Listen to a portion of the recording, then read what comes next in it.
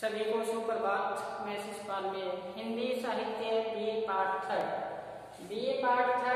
हिंदी साहित्य के अंतर्गत हम पढ़ रहे हैं समरूप में हम पढ़ रहे हैं प्रतिपक्ष, और प्रतिपक्ष में हम पेज संख्या 72 पर पढ़ रहे हैं। तो क्या बताया था, देखो हमने पीछे चर्चा की कि तुम तपस्या को बनाकर, राम कहते हैं कि तुम तपस्या को बनाकर केंद्र क्या न थे बनने चले थे स्वयं के अंदर, क्या तुम्हारी वासना का बिंदु था दिव्य कृपान या निंदक इंदु।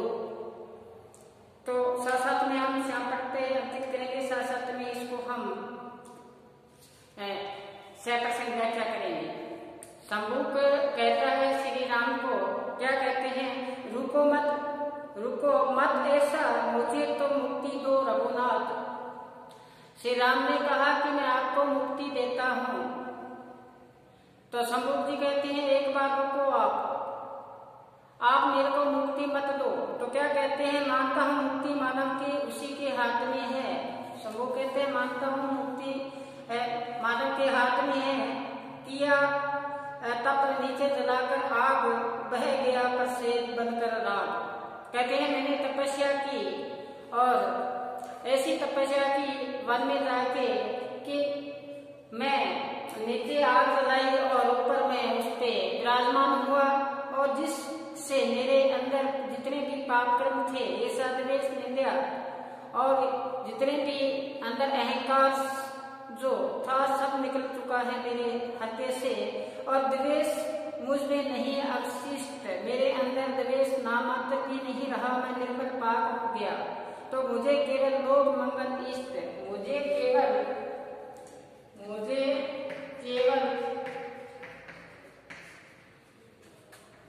लोक मंगल इष्ट। देखो कितनी बड़ी बात कही है। समूह कहता है मेरे अंदर जो भावना रही है वो लोक कल्याण की रही है, और कोई नहीं है। मैं सबको देखता हूँ तो एक दृष्टि से देखता हूँ।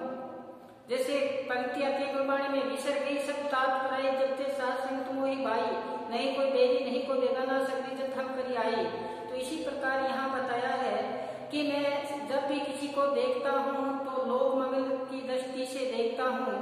और फिर बताया कि जल स्थान महानिर्जन स्थान, कहते हैं उस सुनसान जगह जाकर मैंने तपस्या की।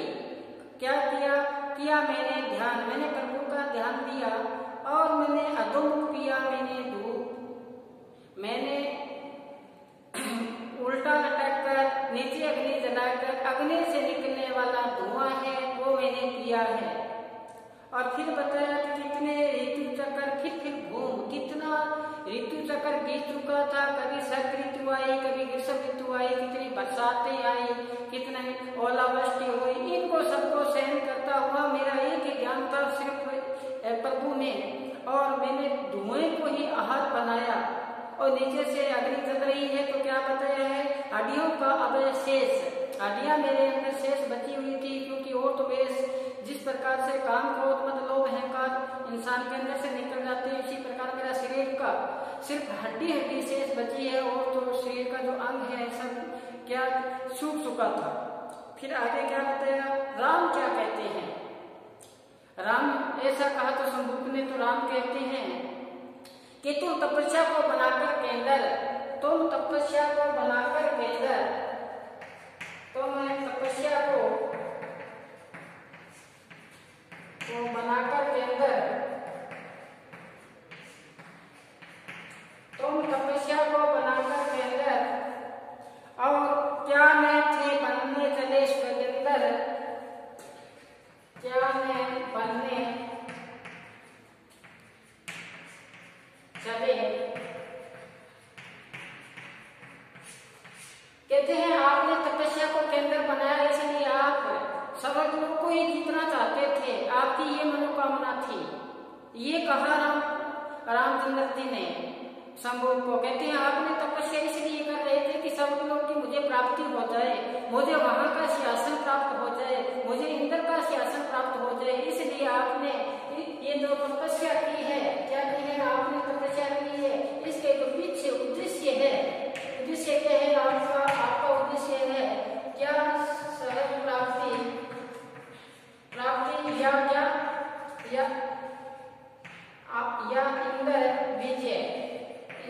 क्या पाना चाहते थे? आप विजय पाना चाहते थे, ये आपकी मनोकामना थी। तो क्या बताया है इसमें आगे कवि ने कि क्या तुम्हारी वासना का बिंदु में दिव्य कृपाण, कहते हैं आपका एक ही उद्देश्य था, एक ऐसी दिव्य कृपाण मिले।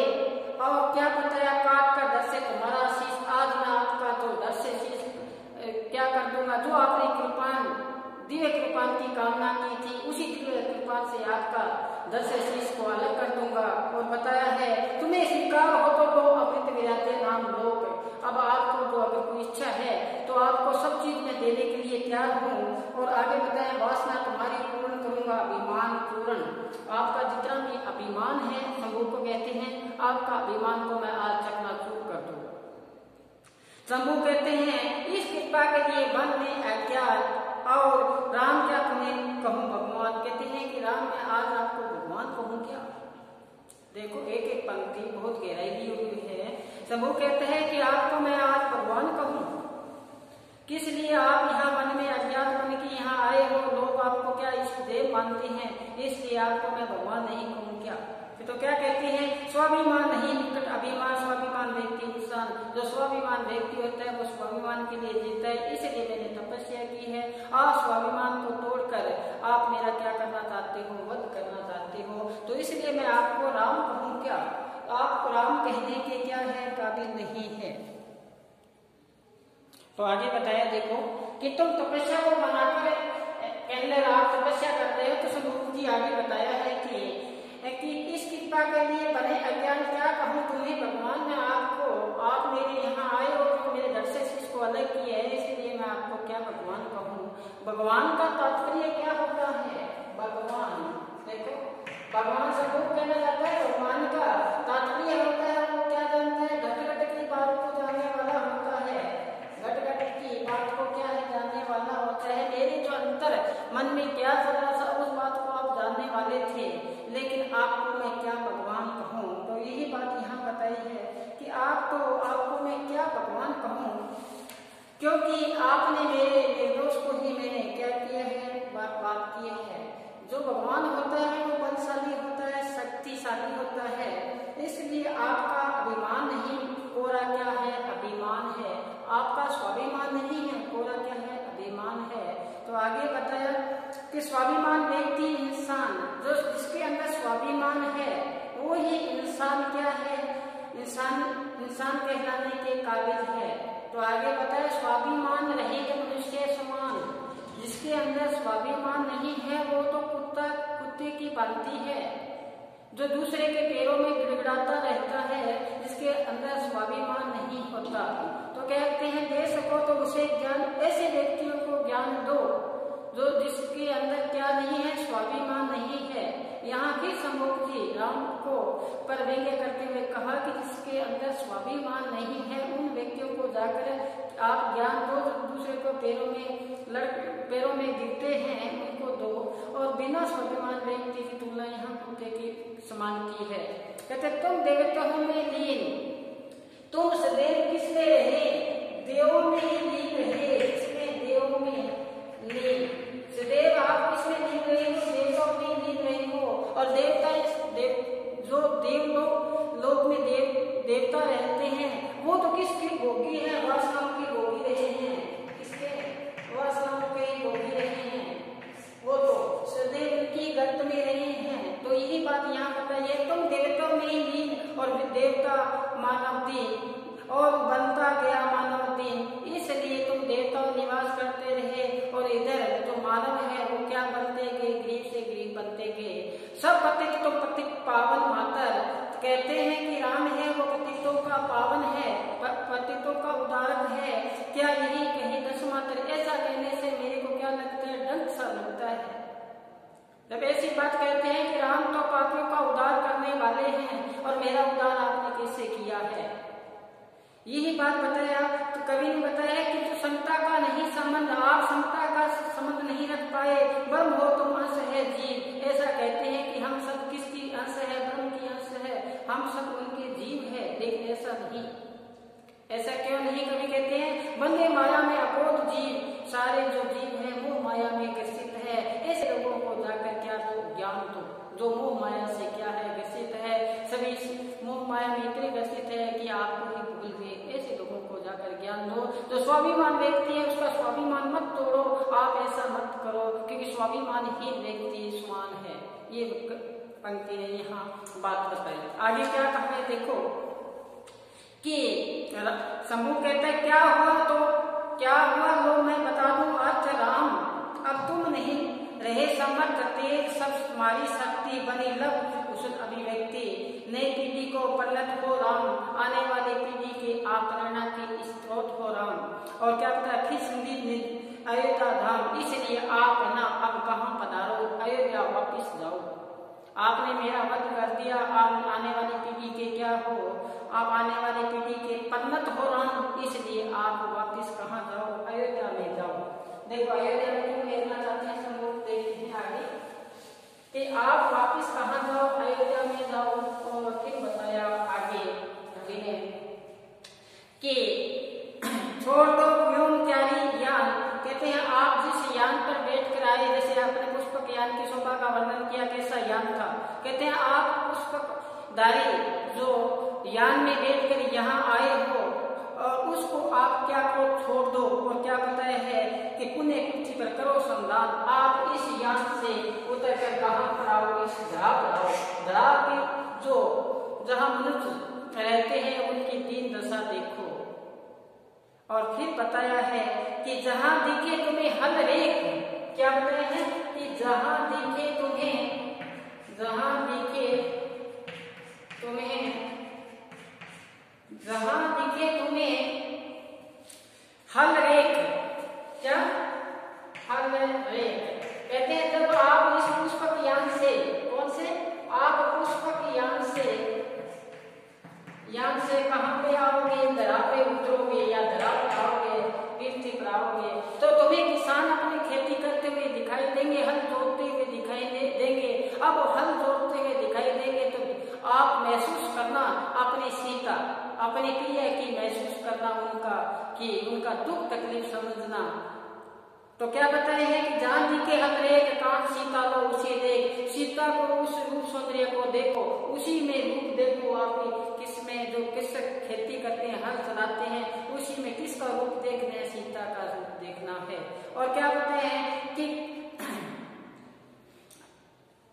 छोड़ दो ब्रह्मचारी यान पुण्य पृथ्वी पर करो संधान, जान दिखे तुम्हें हल रेख, कला सीता को लो उसे देख, डाल दो बूंद खारी में बहुत कम होगी तुम्हारी पीर। कहते हैं कि उन पर थोड़ी दया दृष्टि डालना, उनकी पीड़ा है वो पीड़ा क्या हो जाएगी, कम हो जाएगी। आप उन पर क्या बनाए, दया दृष्टि बनाना। फिर बताया समता हो सभी व्याप्त, व्यवस्था के हेतु प्राप्त, ऐसी व्यवस्था बनाओ जिसमें क्या हो, समानता हो। शांति जब तक नहीं तब तक नर भागना, सब होगा नहीं किसी को अधिक होगा नहीं किसी को कम होगा, ऐसा भाव पैदा कर दो। तो क्या बताए हैं, करे शासन श्रम बने श्रीमान, ऐसा शासन करो फिर आप श्रीमान हो, अन्यथा नहीं। तो यही बात यहाँ बताई है। तो हमने पढ़ लिया आज कौन सा भाग, हमने प्रतिपक्ष पूर्ण कर लिया है। कौन सा कर लिया है, प्रतिपक्ष हमने पूरा कर लिया। अब आगे आता है छिन्न शीश। कौन सा, छिन्न शीश पढ़ेंगे। अब पढ़ेंगे हम छिन्न शीश। इसमें क्या बताया है प्रतिपक्ष के बाद में छिन्न शीश, जैसे कि उनका शीश है तो समूह का अलग होता है छिन्न शीश, बाद में क्या प्रक्रिया है वो बताता है। यहाँ समूह और श्री राम का वार्तालाप है, शंभू और श्री राम की क्या है, वार्तालाप है। तो क्या बताया है, देखना कि कटा शीश लहू रहा थूक, कटा शीश लहू रहा थूक, मृत्यु के अमृतों का सवर खोल, चित्त की सब भक्तियों को तोल, राम से कुछ कह रहा संभोग, राम से कुछ कह रहा संभोग, प्राण की टूटी हुई डोर टपकती बांधे बदी की ओर, माना फिर भी मैं अपनी चूक, सुनो क्या कह रहा संभोग। संभोग क्या कह रहा है वो बात सुनो। तो क्या बताते हैं, शंभू कहते हैं भोगते हो यहाँ सब, भोगते हो यहाँ सब अपने किए का, सब में यहाँ अपने लिखेंगे तो भोगते हो सब किया अपने का, इस पे थोड़ा देखें फिर हम इसका वर्णन करते हैं। छिन शीश,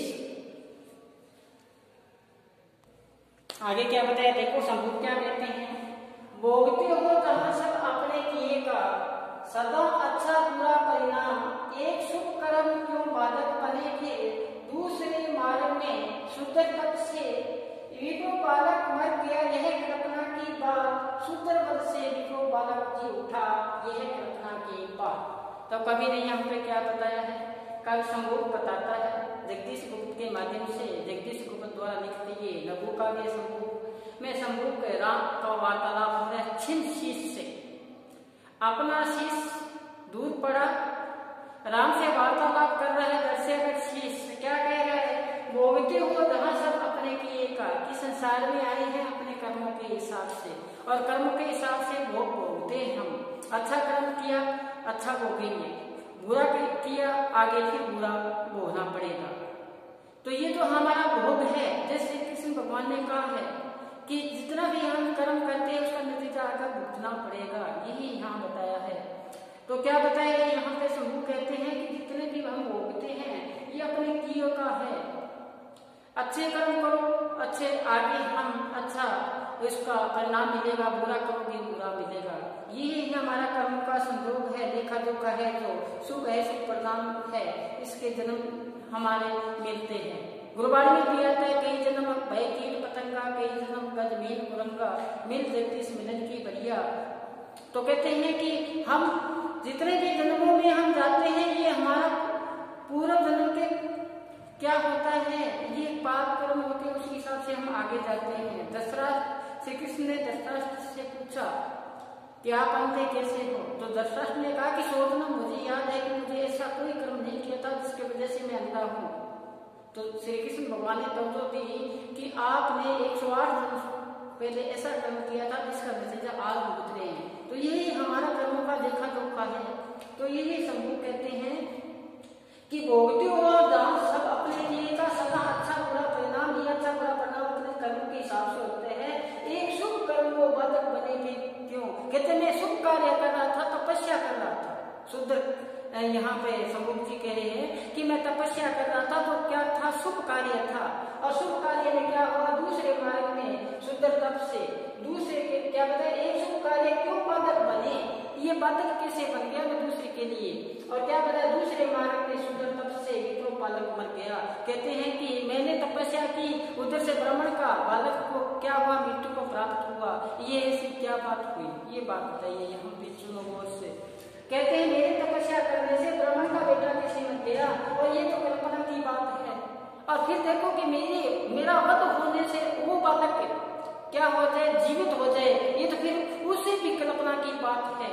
ये तो क्या है, उसकी कल्पना के बाद एक बात है। राम के बारे में हमने पढ़ा था कि ब्राह्मण आता है रोता चिल्लाता हुआ, सभा क्या थी शांत भाव से सब बैठी हुई, ऐसी हर विदारक वो चीख वहां आई, और वहां पे जो सन्नाटा छा गया चारों तरफ से कि ब्राह्मण का बेटा कैसे मारा गया, ब्राह्मण का बेटा कैसे मारा गया, क्योंकि ऐसी अनहोनी कैसे हो ही नहीं सकती, क्योंकि राज किसका है, राम का राज है।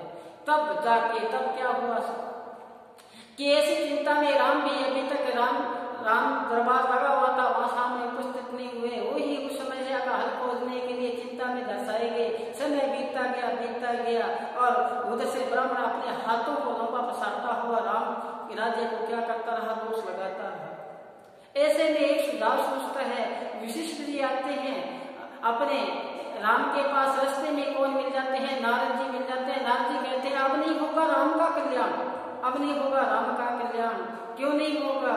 तो कहते हैं फिर एक वहां पे व्यंग्य किया था सब वशिष्ठ जी ने नारद को, कहते हैं कि आप लोग सब लोग में सारे क्या है, सदैव अंध है क्या, सब भोग विलासों में सदैव लिपते रहते हो क्या आप, और आपको कुछ दिखाई नहीं देता क्या।